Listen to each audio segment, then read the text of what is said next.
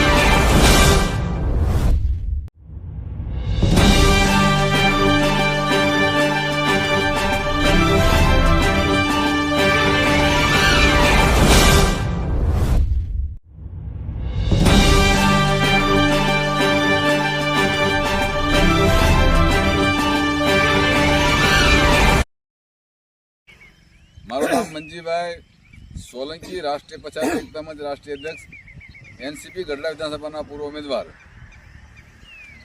આજે છેલ્લા લગભગ 3-4 વર્ષથી અમારા રાષ્ટ્રીય પછાત એકતા મંચના મહામંત્રી શ્રીમાન રતિલાલભાઈ ચૌહાણ દ્વારા તાલુકા પંચાયતમાં, ગ્રામ પંચાયતમાં, જિલ્લા પંચાયતમાં, કલેક્ટરમાં વારંવાર એમના મહામંત્રીના પદના લેટરપેડ માથે એમને વારંવાર રજૂઆત કરેલ હોય કે સમઢિયાળા નંબર 1 ગામની માલિપા દલિત સમાજનું આવેલું સ્મશાનમાં બાવળ દૂર કરી અને જે ભૌતિક સુવિધાઓ જોઈએ એવી કરી આપવામાં આવે તો અમે પણ એક માણસ છીએ, અમે પણ ગામના વતની છીએ કે અમારા ગામની માલિપા મર્યા પછી પણ સ્મશાન એક સાફ હોવું જોઈએ, બાવળા ન હોવા જોઈએ।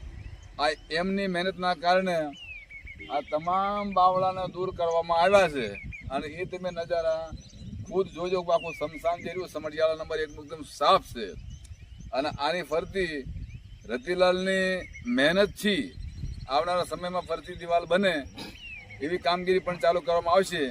પણ જે લોકો ખોટા બિલ બનાવે છે, બીજેપીના માણસો ખોટા જે બિલ બનાવે છે, અમે બાવળા દૂર કર્યા છે અને બિલ મંજૂર કરાવી લે છે, એવું તો અહીં નથી બનતું। આ તો હકીકતમાં તમે જુઓ, મારી પાસે આ બધા બાવળા કાઢેલા પડ્યા છે અને સામે પડ્યા છે।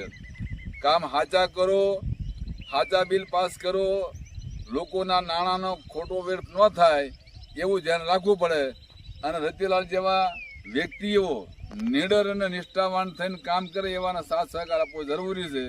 આ ભાજપની સરકાર ભય, ભૂખના ભ્રષ્ટાચારથી ચારેય બાજુ ઘેરાણેલી છે, એટલે એવા લોકોથી દૂર રહેવું ને સાચો માણસ કામ કરતો હોય એની ભેગું રહેવું એવી અમારી માંગ છે।